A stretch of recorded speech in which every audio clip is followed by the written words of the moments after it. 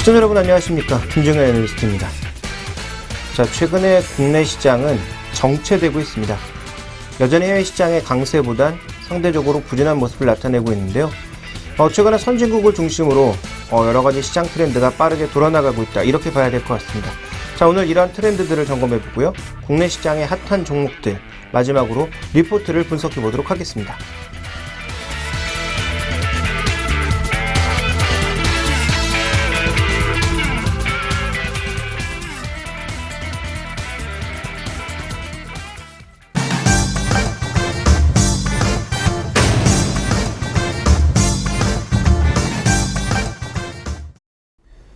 네, 오늘 살펴볼 이슈는 디트로이트 모터쇼입니다. 항상 연초가 되게 되면 미국의 라스베가스에서는 CES가 열려서요, 한 해의 가전 트렌드를 얘기를 하고요. 바로 뒤이어서 13일, 14일 정도부터는 디트로이트 모터쇼가 시작을 해서 또 한 해의 자동차 트렌드를 얘기를 하죠. 근데 최근에 이 양쪽의 공통 분모가 나타나고 있습니다. 어떻게 보면 미국 시장에서 경제를 살리는데 여러 가지 요인들이 있겠죠. 대표적으로 리쇼어링 같은 나가있던 제조업을 국내로 불러들이는 방향도 있을 거고요. 또 그동안 경제를 버텨주기 위해 만들었던 양적 완화 정책, 여러 가지 것들이 있을 수 있는데, 산업적인 측면에서는 IT와 함께 화학 쪽에서 셰일가스 쪽에 미국의 경제 뒤를 바치고 있다, 이런 얘기들이 많이 되고 있는 상황인데요. 이 스마트가 기존의 IT와 가전을 넘어서 다른 산업까지 연관이 되게 된다면 좀 더 파급 효과가 크지 않을까요? 그 대척점에 서 있는 가장 중요한 교집합에 서 있는 것이 바로 스마트카라고 볼 수 있는 상황입니다. 이번 디트로이트 쇼에서는 그것이 강조되고 있는데요. 결국 CES의 연장선상에서 서고 있다라고 봐야 될 것 같습니다. 자, 준비된 디트로이트 모터쇼의 이번에 모토를 보시면 첫 번째가 스마트죠. 도로 위를 달리는 일종의 지능적인 스마트한 기기를 의미하는 것이고요. 네트워크를 기반으로 하는 사물간 통신을 또 의미를 하고 있습니다. 거기에다가 환경과 관련된 부분도 많이 강조가 되고 있고요. 그리고 신차, 역시 이제 항상 모터쇼라고 하면 어떠한 신차가 나올까, 이 부분에 굉장히 많은 기대감을 가지게 되죠. 그래서 그런 부분들에 대한 세 가지 모토를 가지고 이번 디트로이트 쇼가 열리고 있는데요. 관련된 내용들을 몇 가지 살펴보기 이전에 우리가 스마트카의 개념을 좀 더 명확하게 짚고 넘어가야 될 것 같습니다. 보통 우리가 이제 스마트폰, 그다음에 태블릿, 이런 것들이 너무 익숙해지다 보니까 스마트자만 붙으면 뭔가 인터넷 연결되고 그런 거 있으면 스마트한 거 아니야? 그러니까 스마트카도 이렇게 커넥티드 카 정도, 인터넷과 연결되거나 통신과 연결된 그런 차를 의미하는 거 아닐까? 아니면 제가 지금 이 손에 들고 있는 이 스마트 기기를 자동차에 연결할 수 있으면 그게 바로 스마트카 아닌가, 이렇게 생각하시는 분들도 있는데요. 실제로 스마트카의 이 개념은 조금 더 넓게 봐야 될 것 같습니다. 왜냐하면 이 스마트 기기, 태블릿 같은 것들은 우리가 단순하게 사용하는 기기지만 자동차는 타는 것이고요. 안전이 필수거든요. 그래서 약간 개념이 다르다고 보셔야 되는데요. 준비된 다음 그림을 보시면 스마트카의 개념이 나옵니다. 자, 첫 번째는 안전이라고 하는 개념을 빼놓을 수가 없는 거죠. 그래서 첫 번째는 이 미래 기술과 현재 기술을 살펴볼 필요가 있겠는데, 현재는 센서를 기반으로 한 안전 기술들이 대부분을 차지하고 있지만 미래로 나가게 되면 인프라를 연계한 안전 기술, 즉 교통 신호라든지 속도라든지 이런 것들을 스스로 제어할 수 있는, 교통 신호에 따라서 흐름에 따라서 제어할 수 있는 기술들, 마지막으로는 교통사고를 제로화할 수 있는, 즉 내가 운전하지 않고 컴퓨터가 모든 것을 제어하는 그런 상황들, 우리가 미래 영화를 통해서 많이 봤습니다. 그래서 실제로 교통사고가 일부러 내지 않는 이상 거의 나지 않는 그런 시스템들, 물론 그 중앙 컴퓨터가 고장나면 정말 대란이 벌어지는 것일 수도 있겠습니다만, 어쨌든 이런 기술들을 차례차례 개발하고 있다는 거죠. 그러니까 스마트카라고 하는 것이 단순하게 인터넷 연결하고 통신망 연결하고 이런 것도 중요하지만 이런 안전과 관련된 여러 가지 상황들을 복합적으로 의미하는 것이다 라고 한 가지를 얘기해 볼 수가 있고요. 그 다음 기능을 살펴보시면 이제 편의 기능이라는 거죠. 우리가 흔히 스마트 기능이라고 얘기하는 인포테인먼트 기술들, 그리고 IT를 기반으로 한 여러 가지 서비스들, 그다음에 실제적으로 이 모바일이 그 자체가 오피스가 되면서 이제는 건물 안에 꼭 오피스가, 사무실이 들어갈 필요가 없는 거죠. 움직이는 차 자체가 하나의 사무실 역할을 해줄 수 있는 그런 복합적인 기술들, 이런 것들이 다각도로 이루어지는 것이 스마트카라는 것입니다. 그래서 단순하게 인터넷 연결되고 통신망 연결되고 인포테인먼트 연결되는 것이 스마트카는 아니다라는 개념을 반드시 좀 짚고 넘어가야 될 것 같고요. 그 다음에 우리가 좀 살펴봐야 될 것은 최근에 이제 CES에서 나왔습니다만 굉장히 이 IT 업체들과 자동차 업체들이 서로 연합하는 것들이 빠르게 나타나고 있습니다. 스마트 기기에서 어떻게 됐습니까? 기존의 PC 상황에서는 마이크로소프트의 독주였죠. 그런데 이것이 모바일로 넘어오면서 어떻게 판도가 바뀌고 있죠? 애플이 가장 먼저 치고 나갔지만 안드로이드가 시장을 장악해 나가면서 지금 현재 분위기는 안드로이드가 거의 다 장악한 것이 아니냐 얘기가 될 정도로 안드로이드의 강세가 독보적으로 나타나고 있고요. 애플은 자기의 야성을 견고하게 지켜가고 있고 마이크로소프트는 굉장히 많이 노력하고 있습니다만 여전히 부진한 그런 상황입니다. 물론 미국이나 일부 선진국 시장에서는 조금씩 치고 올라오고 있는데요.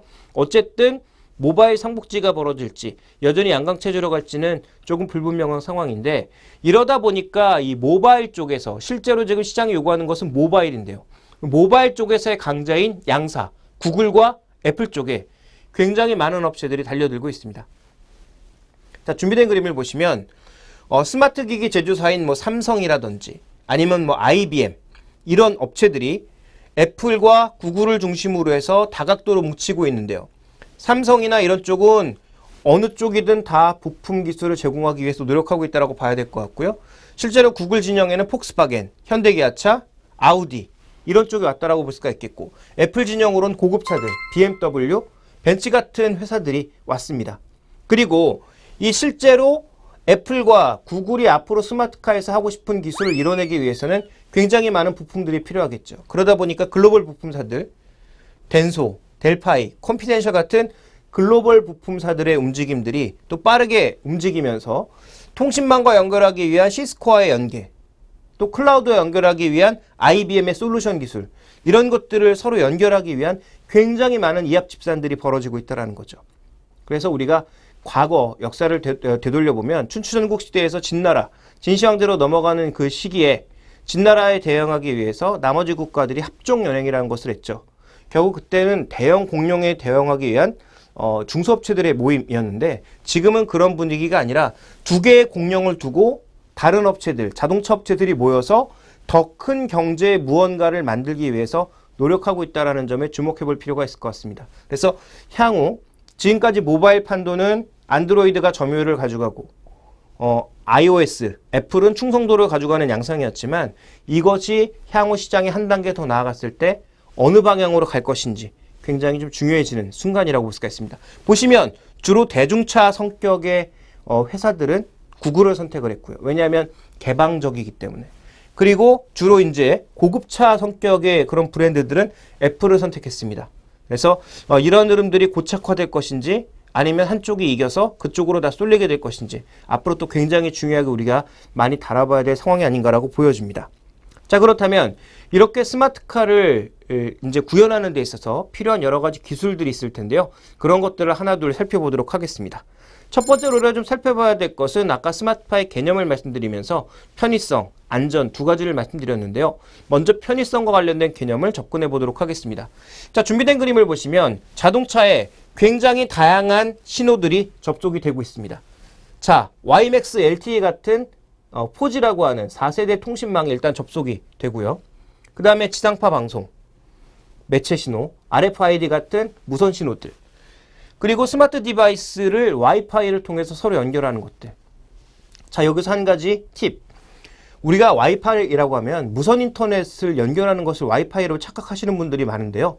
와이파이의 원뜻은 무선으로 기계를 연결하는 것을 와이파이라고 하는 겁니다. 인터넷 연결 자체의 의미가 와이파이가 아니거든요. 이거 우리나라 몇몇 통신사에서 일부 좀 호도한 겁니다. 자신들의 어떤 뭐 그런 것들을 많이 알리기 위해서 이게 마치 인터넷 연결 기술인 것처럼 호도한 것인데요. 실제로 와이파이 기술 그 자체는 기기와 기기 간의 연결, 그러니까 무선 통신을 얘기하는 겁니다. 무선 통신의 한 가지 방식의 의미가 와이파이인데 이걸 마치 무선 인터넷과 연결되는 기술만을 와이파이로 부르는 것처럼 약간의 개념에 혼용을 시켰는데요. 실제로 와이파이라고 하는 기술은 여기서 와이파이라고 하는 기술은 인터넷 연결하는 기술이 아니라 이 기기와 자동차를 연결시키는 기술을 얘기하는 거겠죠. 즉 사물과 사물 간의 통신을 의미한다.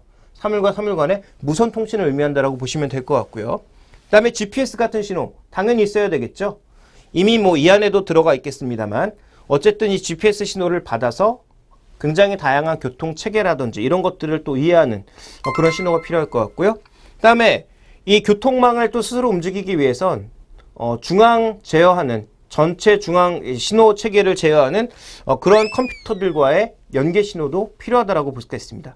그러니까 스마트카를 구현하기 위한 가장 핵심 기술 중에 하나는 이런 다양한 통신망과의 연결이라고 봐야 되겠죠. 그러니까 이런 연결이 필요한 다양한 센서 기술들, 반도체 기술들 이런 것들이 필요하다. 또 통신망 기술도 필요하다라고 봐야 될 것 같고요. 다음 그림을 살펴보시면요. 자, 이런 기술들을 받아들일 수 있는 내부 기술들 필요하겠죠. 대표적으로 뭐 블루투스라든지 뭐 텔레매틱스 기술이라든지 아니면 이 기기 자체를 제어할 수 있는 여러 가지 뭐 ECU 같은 일종의 분산망이라든지 지능망이라든지 이런 것들도 필요할 것 같고요. 그다음에 차량 자체의 공조 관리, 뭐 도어를 작동하는 기술이라든지 아니면 카메라나 센서를 통한 여러 가지 감지 기술이라든지 또 우리가 즐길 수 있는 인포테인먼트 기술이라든지 굉장히 또 다양한 차량 내부 기술도 있다라는 거죠. 그러니까 외부와의 접속을 필요로 하는 그런 기술, 외부와의 접속을 필요로 하는 내부적인 기술들, 굉장히 많은 기술들이 녹아 들어갈 수밖에 없다.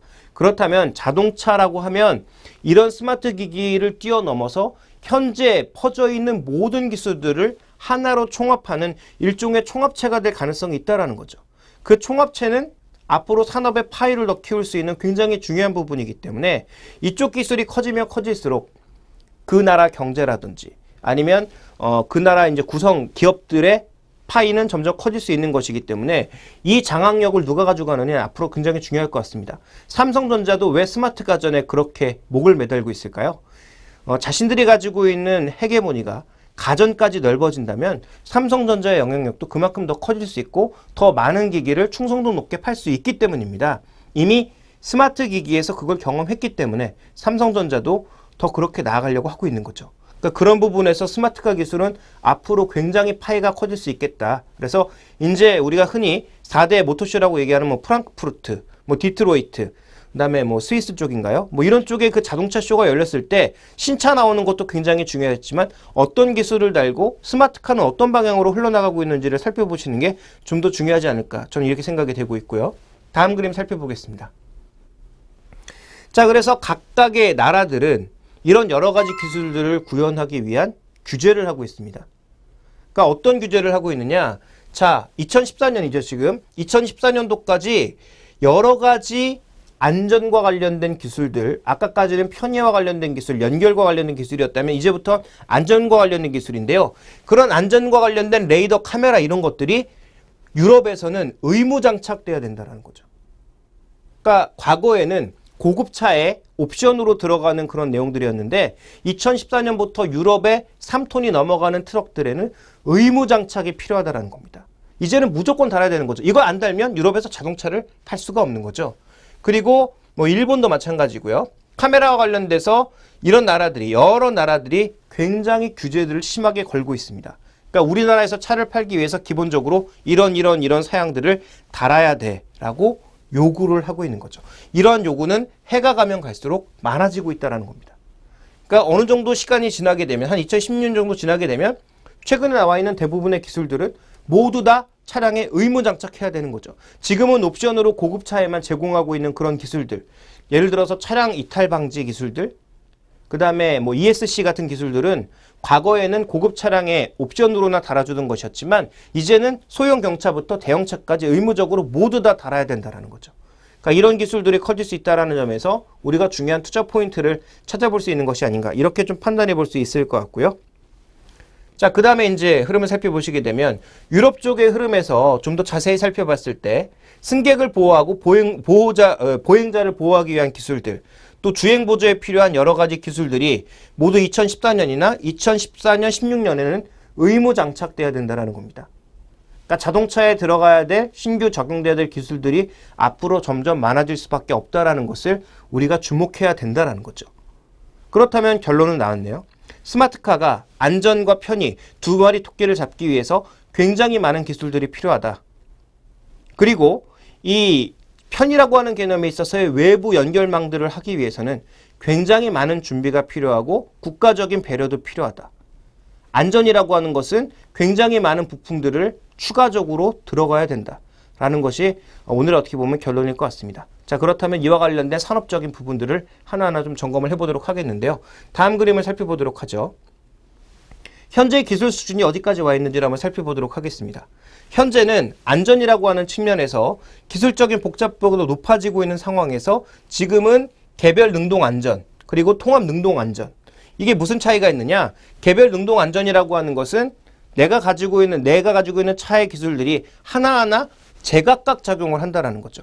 그러니까 차량의 전복 위험에는 ESC나 TCS가 개입을 하고, 그다음에 내가 차량에 벗어날 것 같으면 다른 기술들, 차선 이탈 방지라든지 아니면 사각지대를 경고하는 그런 기술들이 제각각 이제 움직였는데, 좀 더 나가게 되면 이것이 통합 능동 안전으로, 그러니까 차량의 여러 가지 그런 기술을 통합해서 누군가 제어를 해준다면, 컴퓨터가 제어를 해준다면 그 통합 제어 기술 자체가 조금 더 나아가서 통신망과 연결이 돼서 자율주행으로 갈 수 있는 거죠. 그러니까 지금은 개별 능동 안전과 통합 능동 안전의 중간 정도 사이 정도에 놓여 있다. 그러니까 지금 현재 한두 가지 자동차로 구현할 수 있는 기술은 통합 능동 안전까지 가능하지만 상용화는 불가능한 상황이고요. 그러니까 이 사이에 놓여 있어서 이 기술들은 굉장히 많이 구현이 되어 있지만 상용화가는 그런 단계 중간에 놓여 있는 것이 현재다. 그럼 앞으로 이런 단계로 점점 나아갈 거라는 거죠. 그렇다면 우리가 미래를 바라봤을 때 과연 어떠한 종목에 관심을 가지고 우리가 살펴봐야 되겠는지 그 부분에 대한 점검이 주류가 될 것 같습니다. 자, 그 부분을 좀 살펴보도록 하겠는데요. 자, 지금 우리나라에서 지금 상용화되어 있는 안전 편의 기술들 몇 가지를 점검해 보면요. 차선 변경 지원, 사각지대 감지 기능, 그 다음에 후측방 경보 시스템, 그 다음에 크루즈 컨트롤도 어드밴스드 스마트 크루즈 컨트롤. 이게 뭐냐면 차량의 운행 속도에 따라서 달라지는 거죠. 그러니까 그냥 크루즈 컨트롤은 뭐냐면 고속도로에서 속도 제한이 110km면 110km로 그냥 딱 속도 고정해 놓고 쭉 가는 거죠. 근데 우리나라 고속도로라는 게 실제로 그렇게 운행할 수 있을까요? 직선거리가 생각보다 길지 않죠. 계속 곡선도 나오고 그다음에 차가 막히기도 하고 그러기 때문에 실제로 이 스마트 크루즈 컨트롤은 뭐 새벽이나 정말 차가 없는 시간이 아니면 별로 쓸 수가 없습니다. 그러면 이 어드밴스드 스마트 크루즈는 뭐냐? 차량의 운행 속도라든지 그때 상황에 따라서 스스로 조절하는 거죠. 그리고 긴급 회피 지원 모드.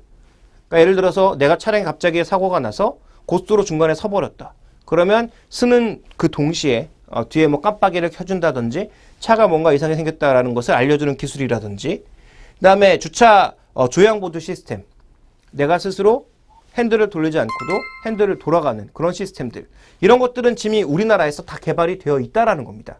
이런 기술들이 지금은 고급차에나 들어가는 옵션 기술이지만 이게 한 2016년 정도 되게 되면 이런 기술들이 안 들어가 있으면 해외에 자동차를 팔 수가 없다라는 거죠. 그렇게 본다면 이러한 부품들에 대해서 앞으로 수요는 증가할 가능성이 must have, 반드시 필요하다라는 겁니다. 그래서 이런 부분들에 대한 점검이 필요할 것 같고요. 그 다음을 좀 살펴보도록 하겠습니다. 그래서 각각의 이제 밸류 체인에서 어떤 종목군들이 각광을 받고 있는 것인지를 좀 점검해 볼 필요가 있을 것 같은데요. 자, 이런 생각을 해볼 수가 있겠죠. 가장 기본적으로 차량에 여러 가지를 통합 제어하는 이런 솔루션, 키트, 이런 것들을 만드는 기업이 과연 국내에 존재하고 있는가? 일부 존재하고 있습니다. 현대차가 투자한 유비벨록스, NFC를 포함한 여러 가지 솔루션 기술들을 가지고 있고요. 자, 그 다음에 MDS 테크라고 하는 것은 이 회사는 원래 차량용 개발 킷을 가지고 있는 회사인데요. 어떤 개발 킷이냐? 주로 인포테인먼트 관련된 개발 키트를 가지고 있습니다. 그래서 이것을 가지고 여러 가지 개발 키트를 가지고 이제 각각의 개별 회사에서 만들어내는 것인데, 이것에 더해서 국방과 관련된 인베디드 솔루션, 이런 것들을 제공을 하고 있거든요.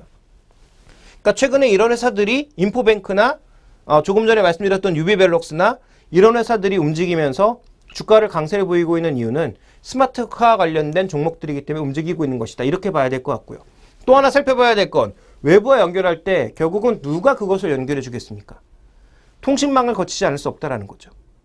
물론 나중에 기존의 이제 3개 통신사가 아닌 뭐 국가 통신망을 따로 뚫어서 그 주파수, 새로운 주파수로 이제 뭐 차량용 어떤 흐름을 가져갈 수도 있겠습니다만, 지금 현재 생각하고 있는 것은 기존의 그 통신사의 이제 인프라를 활용하기 위해서 새롭게 그 주파수를 분배한다고 하더라도 이쪽으로도 움직일 가능성이 분명히 있다라는 거죠.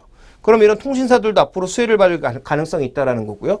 또 스마트 기기가 여기에 장착이 되면서 여러 가지 기능을 할 가능성이 충분히 있기 때문에 지금은 뭐 모젠이라든지 무슨 블루링크라든지 유보라든지 이런 시스템을 현대자동차 내에서 스스로 만들기 위해서 굉장히 많이 노력을 하고 있지만 실제로는 스마트 기기를 통해서 통신망과 연결돼서 자동차와 연결될 가능성이 있다는 측면에서 이런 것들을 만드는 기기 회사들도 결국은 연관 지을 수 있다는 겁니다. 그래서 이런 회사들에 대한 관심이 1차적으로는 필요하다. 이렇게 봐야 될 것 같고요. 그 다음 우리가 또 다른 밸류 체인을 봤을 때 다음 그림을 살펴보시면 실제로 아까 말씀드렸던 안전과 관련된 여러 가지 기술들에는 부품들이 엄청나게 많이 들어간다. 근데 그런 부품들이 대부분 뭐냐면 전장 부품이다.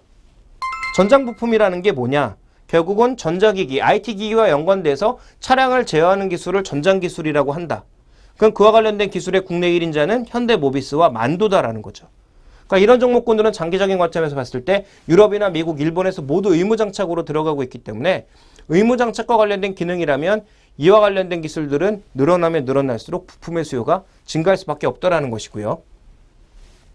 완성차 업체, 현대차, 기아차 당연히 포함이 되겠죠. 나머지 업체들은 상장되어 있지 않기 때문에 상대적으로 좀 떨어지는 것 같고요. 쌍용차는 아직 이런 것들에 대한 관심이 상대적으로 좀 떨어지는 것 같고, 일단 완성차 쪽에서 현대 기아차, 부품 쪽에서는 현대모비스와 만도 쪽에 대한 관심을 높여가시는 것이 필요하지 않을까 이렇게 판단하고 있습니다. 그래서 오늘의 전체적인 디트로이트 모터쇼에서의 가장 핵심이라고 볼 수 있는 스마트카와 관련해서 살펴봤는데요.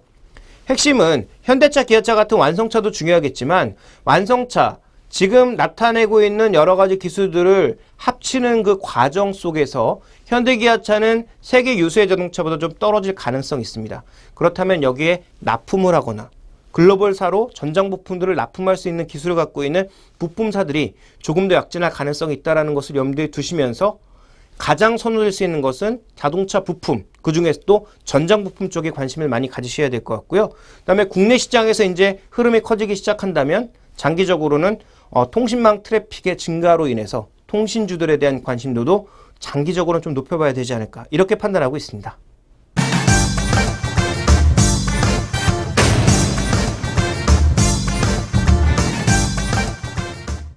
네, 오늘 살펴볼 핫한 종목은 바로 SK하이닉스입니다. 불과 한 일주일 전만 하더라도 굉장히 불타오르던 종목이었는데 이번 주 들면서 분위기가 조금씩 바뀌고 있죠. 외국인들 매도도 나오고 지금 디램 가격이 1월 달에 정체를 보일 수 있다. 이런 얘기가 나오고 있습니다. 그러면 SK하이닉스의 불꽃이 꺼진 것인지 핫 종목에서 한번 점검을 해보도록 하겠습니다. 여전히 핫 종목에 넣어놨다라는 것은 불꽃이 쉽게 꺼지지 않는다라는 결론을 가지고 말씀드리고 있다라는 점부터 제가 언급을 좀 드리고 싶고요. 자, 하나 내용을 좀 점검해보면요. 자, 지금 디램 스팟 가격이 조정을 받고 있는 겁니다. 디램 가격은 두 가지 가격이 있죠. 실제 시장가가 있고요. 그 다음에 해당 수요업체와 공급업체가 거래를 하는 고정거래 가격 두 가지가 있습니다. 근데 지금 보시면 빨간색으로 표시되고 있는 것이 스팟 가격이고요. 검정색으로 표시되고 있는 것이 고정거래 가격인데요. 자, 2기가짜리, 4기가짜리입니다. 근데 지금 많이 수요가 나타나고 있는 건 2기가. 근데 2기가에서 점점 4기가로 무게중심은 옮겨가고 있거든요. 2기가의 스팟 가격과 지금 계약 가격, 고정거래 가격의 차이가 엄청나게 벌어졌습니다. 그러면 이렇게 차이가 많이 벌어지면 고정거래 가격을 빠르게 올리든지 아니면 지금 스팟 가격이 낮아지든지 둘 중에 하나 택해야 되겠죠. 그러니까 시장의 선택은 뭐였냐면 디램 공급량 조절에 의해서 스팟 가격이 떨어질 거라고 보는 거죠. 스팟 가격이 왜 올라갔습니까? 작년 2013년 11월 달에 무슨 일이 있었죠? SK하이닉스에 화재가 있었죠. 그러면서 일부 라인이 멈췄고 디램 공급량이 부족했고 그래서 스팟 가격은 급등했습니다. 고정 가격은 많이 올라가지 않았죠.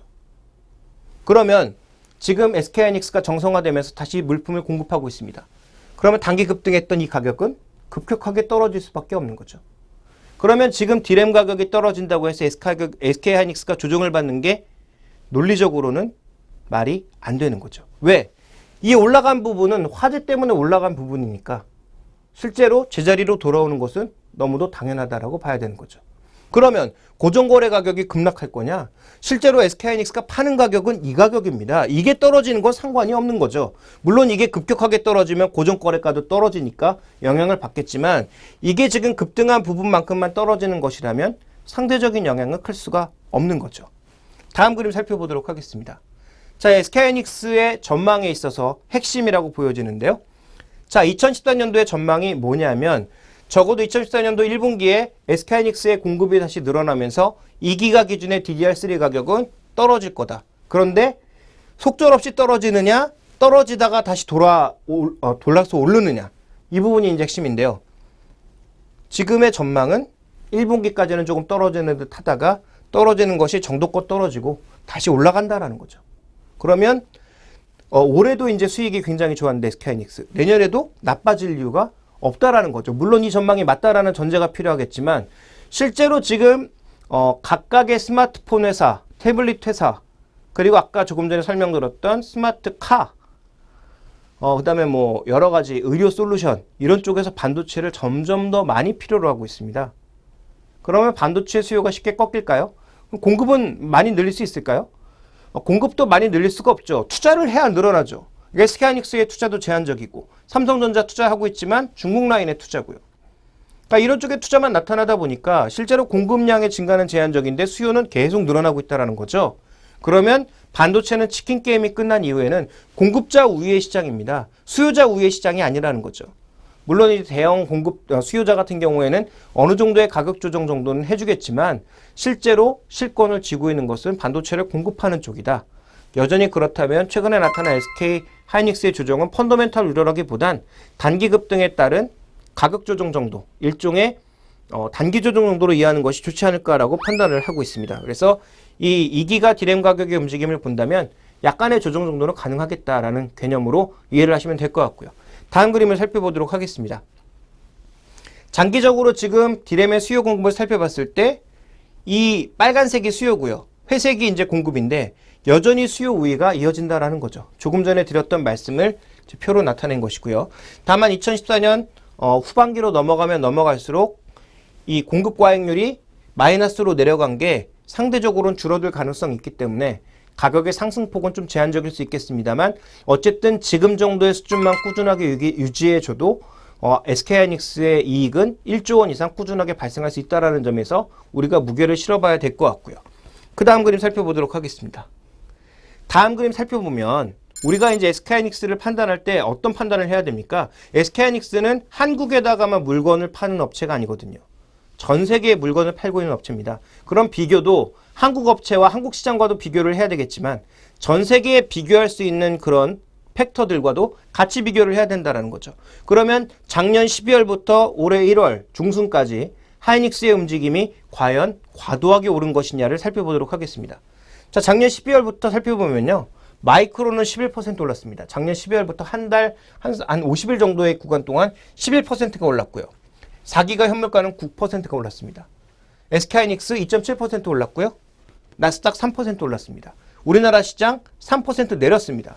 그럼 우리 시장 대비해서 5% 정도의 초과 수익률을 보인 건데 경쟁하고 있는 마이크론이라든지 아니면 현물가라든지 디램 현물가라든지 이런 것들과 비교해 봤을 때 SK하이닉스는 많이 오른 게 없다라는 거죠.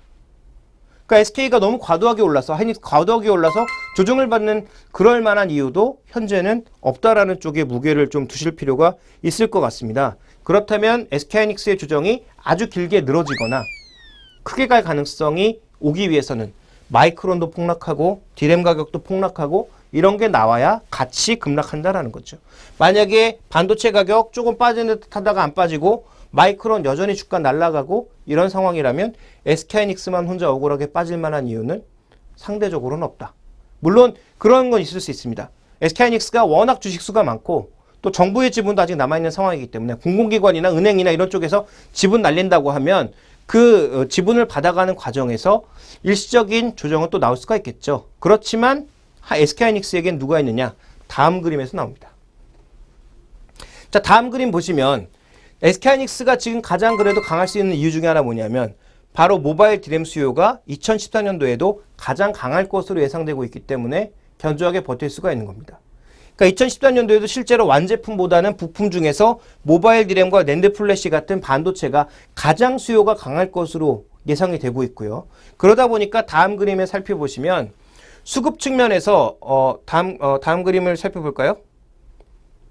수급 측면에서 외국인들이 강력하게 사고 있다는 거죠. 외국인들이 불과 2008년도, 2009년도 1월 달만 하더라도 지분율이 15% 정도밖에 안 되는데요. 지금 거의 45%에 육박하고 있습니다. 이때 저점에 대비해서 무려 3배 가는 거죠. 그러니까 지금 SK하이닉스를 주도하고 있는 것은 외국인입니다. 외국인들이 변심하고 마이크론 폭락하고 디램 가격이 폭락해야 SK하이닉스도 다시 폭락한다라는 거죠. 그러니까 그 논제가 이제 논거가 전부 다 이제 동시에 작용하지 않는다면 일종의 필요 충분 조건처럼 외국인 매도하고 디램 가격이 급락하고 마이크론과 삼성전자가 급락하는 모습을 보이지 않는 경우에 SK하이닉스의 급격한 조정은 설명이 되지 않는다라는 것입니다. 그렇다면 최근에 많이 올랐기 때문에 일시적인 수급 요인으로 해서 조정을 받을 수 있다. 그렇지만 그 조정의 강도는 제한적일 것이다라고 봐야 될 것 같고요. 반도체 가격이 계속 끝도 없이 올라가지는 않을 것이기 때문에 이제 올라가는 쪽에 있어서의 추가적인 수익은 한계가 있을 수도 물론 있겠습니다만 중요한 것은 올 한 해도 SK하이닉스가 반도체 가격이 심하게 꺾이지 않는 이상 코스피보다는 강한 모습을 보일 가능성이 높다라는 쪽에 여전히 무게를 두시기 바랍니다. 자, 그래서 SK하이닉스는 이렇게 정리해 보겠습니다. 여전히 조정 시에 매수해 볼 만한 종목이다. 자, 그러면 그 다음으로 우리가 좀 안 좋은 종목, 같은 종목을 살펴봤으니까 상대적으로 조금 많이 안 좋은 종목을 좀 살펴봐야 될 것 같은데요. 자, 그 종목은 바로 대우건설입니다. 최근에 건설주들 시세가 조금씩 엇갈리고 있는 양상이죠. 일부 살아나는 삼성물산이라든지 아니면 삼성엔지니어링 이런 종목군들이 약간 살아나는 모습 보여주고 있습니다만 대우건설은 매일 신저가를 새롭게 기록하고 있는데요. 자, 기본적으로 이 대우건설의 약점이 어디서 나타나고 있느냐? 바로 해외 쪽입니다. 해외 쪽에서의 지금 이익을 살펴보니까 2013년도에 해외 쪽이 전반적으로 안 좋은 모습 보이면서 수익률이 급격하게 떨어진 거죠. 이게 지금 여러 회사의 해외 매출을 지금 도식화한 것인데요. 상위 한 5개사 정도의 해외 매출을 이렇게 도식해 보니까 거의 제로 수준으로 떨어졌다라는 거죠. 대우건설은 적자 날 것으로 예상이 되고 있고요. 실제로 어느 정도 심각하냐? 다음 그림을 살펴보도록 하겠습니다. 다음 그림 보시면 원래 대우건설이 목표로 삼았던 것이 실제로 2014년도 목표가 8조 정도였는데 올해 달성한 게 얼마냐? 4조 정도라는 거죠. 그러니까 절반 정도밖에 달성을 못하고 작년 대비해서 실적도 2012년도가 6조가 넘었는데 2013년도를 보니까 4조. 오히려 이때 대비해서 50%가 줄었습니다. 그러다 보니까 대우건설 해외 매출 비중이 굉장히 높았는데 해외 매출 비중의 부진으로 인해서 상대적으로 주가도 부진할 수밖에 없는 그러한 상황이겠죠.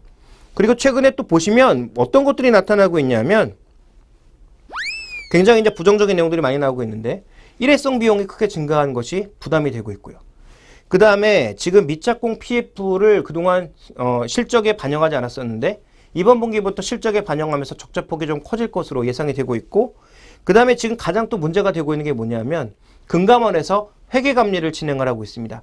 여기서 만약에 부정한 그런 회계 관행들이 발견이 된다면 이와 관련돼서 또 굉장히 안 좋은 그런 이슈를 받을 수밖에 없는 거죠. 그러다 보니까 외국인 기관 매물이 쏟아지면서 계속 바닥을 모르고 주가가 빠지고 있는 상황입니다. 그러니까 주요한 성장 요인이었던 해외 쪽의 탄력 둔화와 함께 일시적으로 비용이 빠져나갈 내용들이 워낙 많다 보니까 이것들이 계속 주가의 발목을 잡고 있고 현재 하락시키고 있다. 이렇게 좀 봐야 될 것 같습니다. 자, 그렇다면 해외가 이런 모습을 보일 수밖에 없는 상황. 그런데 올해부터는 조금 나아진다라고 하지만 얼마나 나아질지는 확인을 해봐야 될 것 같고요. 그럼 국내라도 좋아야 되는데 국내도 만만치가 않다라는 겁니다. 준비된 그림을 살펴보시면 이게 국내 아파트 매매 가격과 전세 가격인데요. 여전히 매매 가격은 정체된 상황, 전세 가격은 계속 올라가고 있는 상황입니다. 이게 살아나야, 무엇보다도 이게 살아나야 건자재나 건설 쪽이나 전부 살아날 수가 있는데 이게 너무 제한적인 상황을 보여주고 있기 때문에 전체적으로 지금 시장에서는 여전히 전세 수요만 몰리고 있기 때문에 상당히 좀 부정적인 국내 상황도 아직까지는 연장되고 있다 이렇게 봐야 될 것 같고요. 그 다음 그림 살펴볼까요?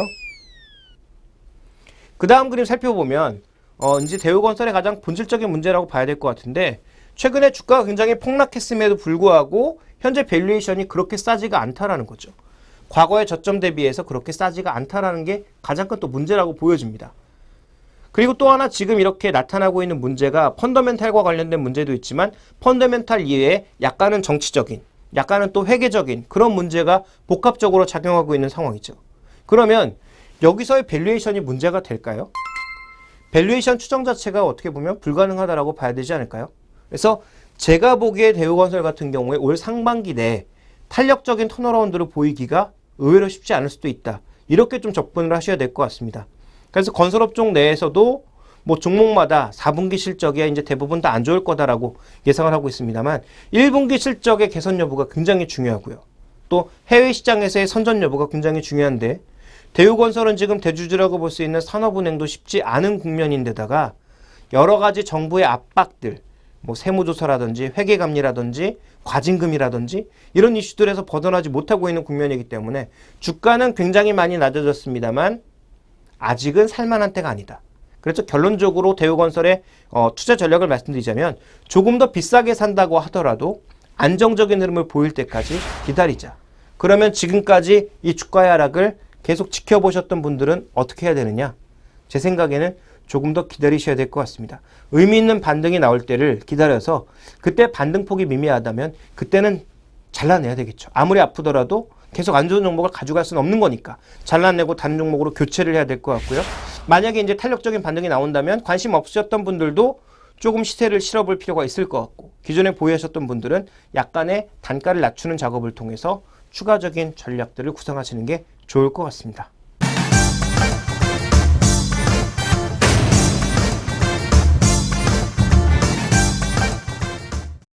네, 오늘 리포트 뒤집기에서는 KT경제경영연구소 김은지 연구원의 리포트를 살펴보도록 하겠습니다. 자, 리포트의 제목은요. 저가 스마트폰 개도국 성장의 열쇠라는 리포트인데요. 자, 우리는 이 재미있는 리포트의 내용을 살펴보면서 어떤 투자 포인트를 찾아볼 수 있을지 점검을 해보도록 하겠습니다. 자, 가장 먼저 이 리포트에서 제시하고 있는 가장 큰 목표는요. 지금 이 스마트폰의 확산이 오히려 개발도상국들, 우리가 흔히 얘기하는 중진국 이하의 국가들에게는 산업 발전의 기회를 제공하고 있다는 것을 제시하고 있습니다. 왜 그런지 살펴보도록 하죠. 그러니까 가장 먼저 이제 살펴봐야 될 건 누구나 알고 있는 그런 얘기들을 간단하게 정리를 해보도록 하겠습니다. 먼저 첫 번째 준비된 그림은 국민 소득에 비해서 스마트폰 보급률이 얼마나 되는지를 나타낸 그림입니다. 대부분의 선진국들의 위치는 어디일까요? 국민 소득 2만 불 이상에서 스마트폰 보급률은 50% 이상. 이쪽에 많이 포진해 있겠죠. 그럼 중진국들은 어디 포진되어 있을까요? 주로 이쪽이라는 거죠. 국민소득은 2만 불 이하, 스마트폰 보급률은 40% 아래. 그러니까 평균치를 내봤더니 우리가 흔히 얘기하는 중진국들, 브릭스를 포함한 중진국들의 흐름, 개발도상국의 흐름은 평균 한 28% 정도의 스마트폰 보급률을 가지고 있고요. 국민소득은 주로 1만 불 이하가 많았습니다. 그러니까 이들 국가의 움직임을 살펴봤을 때 스마트폰이 넓어지기 위해선 어떠한 흐름이 필요할까요? 상대적으로 소득이 낮으니까 당연히 가격도 낮은 스마트폰이 필요하다. 이렇게 봐야 될 것 같습니다. 누구나 아는 사실인데 다시 한번 정리하는 그런 과정이고요. 리포트 안에 나와 있는 내용이기 때문에 정리드리는 것입니다. 다음 그림을 살펴볼까요? 그래서 2012년에 200불 이하의 스마트폰 비율은 25%에 불과했는데요. 앞으로 가면 갈수록 실제로 스마트폰의 성장은 개도국들에서 담당할 것이기 때문에 왜냐하면 50%가 넘어버린 선진국들에서 스마트폰의 추가적인 보급률은 제한적일 것이기 때문에 결국은 저가폰의 비중이 앞으로 점점 늘어날 수밖에 없다라는 거죠. 100불 이하짜리, 100불에서 20불 사이짜리가 점점 비중을 늘려나갈 거다. 그래서 2017년이 되면 무려 절반 정도가 저가폰일 거다라고 이제 얘기를 하고 있는 겁니다. 그래서 우리가 흔히 얘기하는 하이엔드 폰의 비중은 점점 줄어들 거다라는 거죠. 물론 스마트폰 시장은 전체적으로는 커지겠죠. 그런데 그 안에 차지하는 비중은 점점 저가폰들의 비중이 많아진다라는 것을 제시하고 있는 것이고요. 상대적으로 이제 미드랜드 폰 이런 것들이 넓어진다라는 것이고요. 실제로 이것을 반영하는 게 조금 전권 살펴볼까요? 다음 그림 보여주시죠. 다음 그림 보면 실제로 이것을 반영하고 있는 게 뭐냐면 자, 여기서부터는 이제 하이엔드고 아래쪽은 미드랜드인데 미드랜드와 로우엔드 폰의 숫자가 점점 많아지고 있다는 거죠. 글로벌 브랜드인 삼성, LG 이런 쪽에서 점점 많아지고 있고요. 화웨이 같은 최근에 이제 점점 업력을 넓혀나가고 있는 중국 업체들도 물론 고가 라인도 있습니다만 미드랜드 라인이 점점 늘어나고 있다. 이런 부분들을 살펴봐야 되겠죠. 그래서 벌써 지금 이 하이엔드 라인이 29%, 미드랜드 라인이 38%, 그다음에 로우엔드 라인이 33%. 이쪽을 강화하고 있다는 겁니다. 왜? 앞으로 스마트폰 시장은 이쪽이 커질 것이기 때문에 이쪽을 키우고 있다는 얘기가 되겠죠. 그래서 소득이라든지 여러 가지 요건들을 살펴보니까 실제적으로 개발도상국에서는 이쪽이 늘어날 거다. 뭐 이런 뻔한 얘기들을 하고 있다라고 좀 봐야 될 것 같고요. 그래서 이제 그 비중을 살펴보니까 다음 그림 살펴보시면 나오는데요. 지금 현재 2010년도에는 개도국 비중이 절반이 안 됐지만 2013년에는 65%를 차지해서 이미 3분의 2 수준까지 갔고 앞으로 더 가게 되면 2017년 정도 가게 되면 더 늘어난다는 거죠. 그러니까 개도국의 성장이 점점 더 가파라질 것이다. 왜냐하면 이들은 유선 브로드밴드가 약합니다. 그러니까 미국, 한국, 일본 뭐 이런 국가들은 유선도 강하고 무선도 강한 거죠. 그러니까 집에 유선 그 인터넷 뭐 100메가 이상의 그 광랜이 안 깔려 있는 집이 거의 없는 상황이죠. 뭐 물론 미국은 좀 다르겠습니다만 일본이라든지 이런 쪽이라 미국도 대도시를 중심으로 해서는 적어도 뭐 10메가 이상의 광랜 정도는 다 깔려 있는 아니면 유선은 다 깔려 있는 그런 상황이라고 보여지는데 이런 중진국들은 그런 걸 깔려면 얼마나 많은 돈이 들까요? 그러니까 유선 단계는 생략을 하고 바로 무선으로 넘어가 버리는 거죠. 그러니까 또 미들이스트, 중동 같은 국가는 어떻습니까? 지역 특성이 사막입니다. 사막에 사람들이 뜨문뜨문 살고 있죠. 그러면 그 뜨문뜨문 살고 있는 사람들에게 인터넷 혜택을 주기 위해서 유선랜을 까는 게 얼마나 혜택이 있을까요? 실제로 드는 돈에 비해서 돌아가는 기대적 그 편익은, 경제적 편익은 굉장히 제한적일 수 있다는 거죠. 그러니까 그들 국가는 어떻게 되는 겁니까? 당연히 유선을 무시하고 바로 무선으로 띄워버리는 그런 단계를 보일 수 있다는 겁니다. 그래서 이들 국가는 유선 브로드밴드를 생략하고 무선으로 가기 때문에 무선이 늘어나는 속도가 개도국이 점점 더 빨라질 수밖에 없다라는 것을 얘기를 하고 있는 것입니다. 그래서 앞으로 이제 이들 국가에 이렇게 무선이 크게 늘어날 것이기 때문에 무선 스마트폰의 확산이 산업적으로 어떤 변화를 나타낼 것인지를 이 리포트에서 제시한다라고 제가 모두에 말씀을 드렸습니다. 그 부분을 살펴보도록 할게요. 다음 그림 살펴보게 되면 자 지금 인도네시아, 필리핀, 태국, 베트남 같은 4개 국가의 전체적인 GDP 기여도, 산업의 기여도를 살펴봤더니 실제로 제조업도 비중이 많이 늘어나고 있습니다만 아직도 가장 비중이 높은 것은 서비스업, 그 중에서도 관광업입니다. 다 아시겠지만 인도네시아, 발리라든지 그다음에 필리핀, 뭐 세부 이런 데들, 그다음에 태국 굉장히 많이 가시죠. 베트남도 최근에 이제 관광 목적으로 가시는 분들도 굉장히 많습니다. 그래서 이들 국가가 제조업도 많이 강화되고 있습니다만 농업의 비중이 줄면서 서비스업의 비중, 여행업과 관련된 비중들이 굉장히 늘어나고 있다는 거죠. 그러니까 이들 국가의 여행업 비중이 늘어나고 있는 가운데 현재 갑자기 왜 이 논리 전개에 맞지 않게 이 부분이 나오느냐? 그러면 이 늘어난 서비스업 비중에서 과연 스마트폰이 어떤 역할을 할 것이냐? 이 부분에 대한 질문을 하고 있는 것이다. 이렇게 봐야 될 것 같습니다. 그래서 다음 그림을 살펴보게 되면 실제적으로 아프리카 같은 국가들도 나오는데요. 아프리카 국가들의 전반적인 이제 산업 기여도는 농업, 자원 이런 쪽이 가장 많습니다. 그러니까 농업이라든지 자원, 뭐 도소매 이런 1차적인 산업들의 전반적인 움직임이 굉장히 강하거든요. 그러니까 아까 살펴봤던 동남아시아와 함께 이들 국가의 특징은 농업이 강하든지 서비스업이 강하든지 이 둘 중에 하나라는 거죠. 그러니까 이들 국가의 이런 산업적인 특성을 이용을 해서 스마트폰의 보급이 산업의 육성에 기여를 한다라는 것입니다. 어떤 식으로 기여를 하는지 살펴보는 것이 중요할 텐데요. 다음 그림으로 살펴보도록 하겠습니다. 이들의 인구 특징을 보시면 전반적으로 지금 노란 것은 2020년도를 예상한 것이고요. 2005년도가 하얀색인데요. 하얀색을 지금 보시면 지금 20세 미만의 인구가 굉장히 많습니다. 그러니까 2020년도가 돼도 실제적으로 가장 많은 인구가 어디냐면 40살부터 20살까지의 가장 정력적으로 활동할 수 있는 인구의 숫자라는 거죠. 그러니까 아프리카, 인도네시아 같은 동남아시아 국가들의 인구 구조가 이렇게 젊기 때문에 또 중동의 인구 구조가 이렇게 젊기 때문에 이들 국가 이런 인구 구조를 반영한 산업의 흐름, 또 스마트폰, 스마트 산업의 흐름을 살펴볼 필요가 있다는 것이고요. 다음 그림에서 제시되고 있는 것은 인도에서 유행하고 있는 앱입니다. 근데 이제 이들 국가들의 특징은 뭐냐면 아직은 무선의 보급률도 낮고 유선의 보급률도 낮죠. 그러니까 앱이 어떤 형태로 전개가 되고 있냐면 무선 중심으로만 가고 있는 것이 아니라 유선과 무선을 동시에 갈 수 있는, 그러니까 우리가 과거에 썼던 왑이라고 하는 서비스, 이런 서비스와 함께 웹 서비스, 왑 서비스, 그러니까 피처폰에서도 쓰고 스마트폰에서도 쓰고 웹에서도 PC에서도 쓸 수 있는 그런 복합적인 서비스들이 인도에서 많이 늘어나고 있고 가장 인기를 끌고 있다. 이렇게 봐야 될 것 같고요. 그러니까 인도에서 유행하고 있는 SNS라고 합니다. 그래서 단문 메시지도 되고 왑 서비스도 되고 웹 서비스도 되는 이런 다양한 형태의 서비스가 현재 발달을 하고 있는 상황이고요.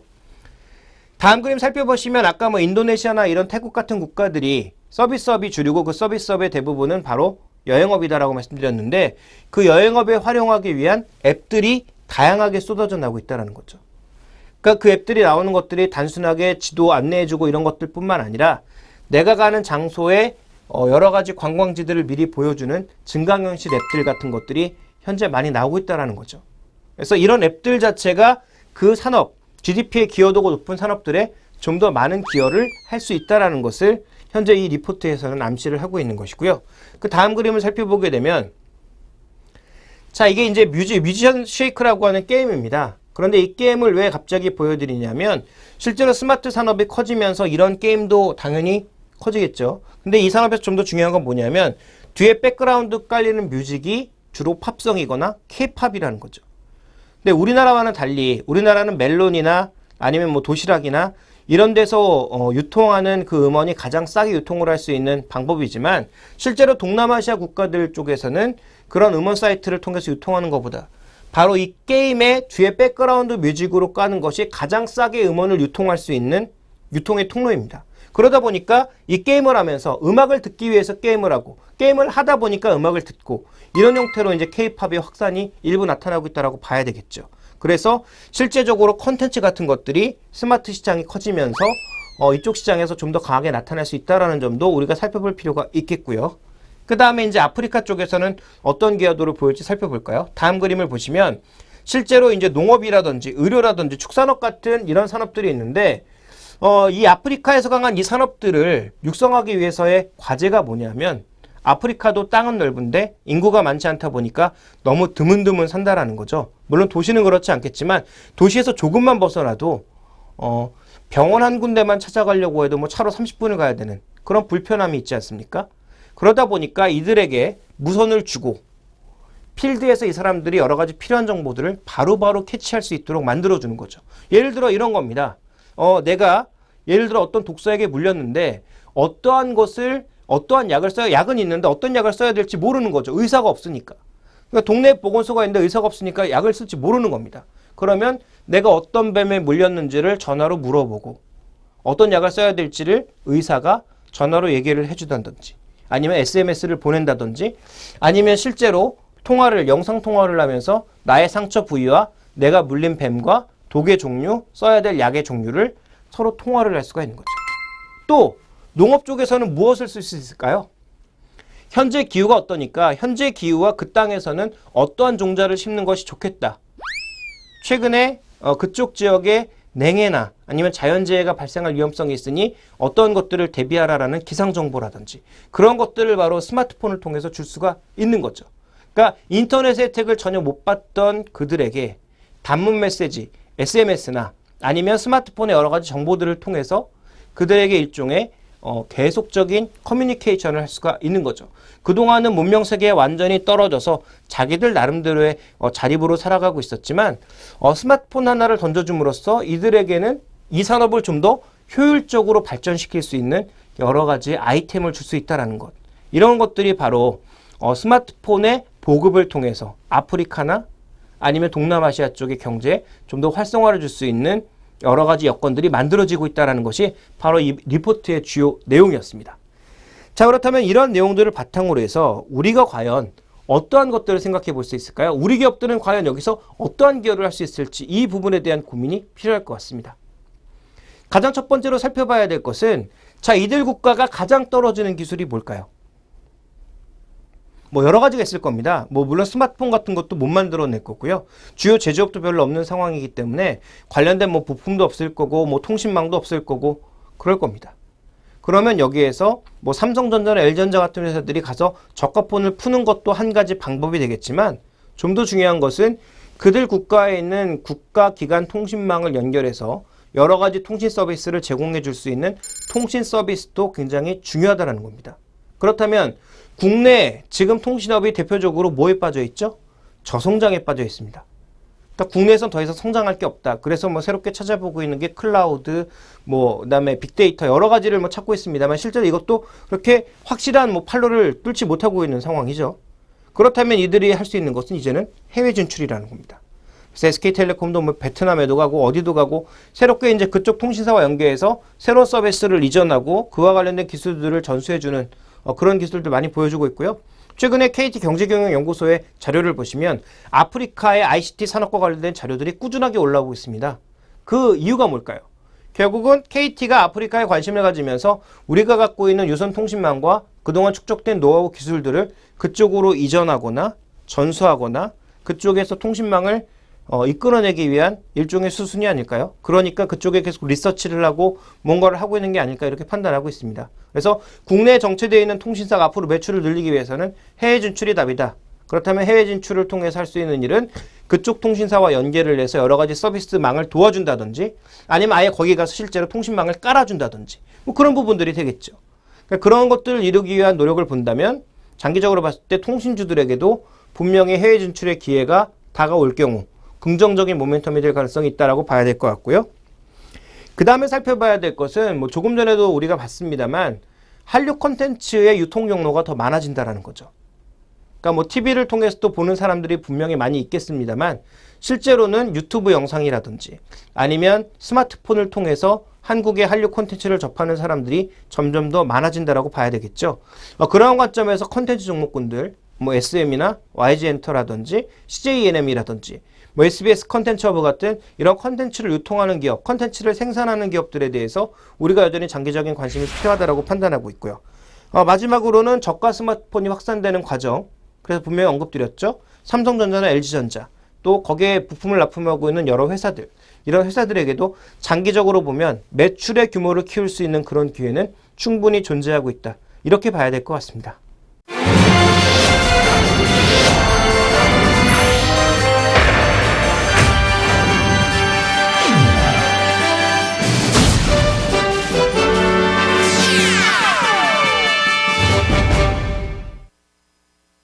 네, 1월의 증시 흐름이 좋아야 한 해의 증시 흐름이 좋다고 하죠. 그런 측면에서 본다면 아직 뭐 1월이 다 지나가진 않았습니다만 지금까지 흐름을 놓고 봤을 때 올 한 해 증시 흐름이 별로 안 좋은 것이 아닌가 이런 걱정이 들고 있습니다. 자, 올해는 이러한 속설 아니면 지금까지 왔던 경험들이 좀 틀렸으면 하는 바람이 있고요. 1월 달에 어려움을 딛고 2월부터는 좀 힘차게 움직이는 모습을 보여줬으면 좋겠고요. 그 힘차게 움직이는 증시와 그 내부의 움직임들을 또 이 시간을 통해서 여러분들께 자세히 전해드리도록 하겠습니다. 저는 여기서 인사드릴게요. 감사합니다.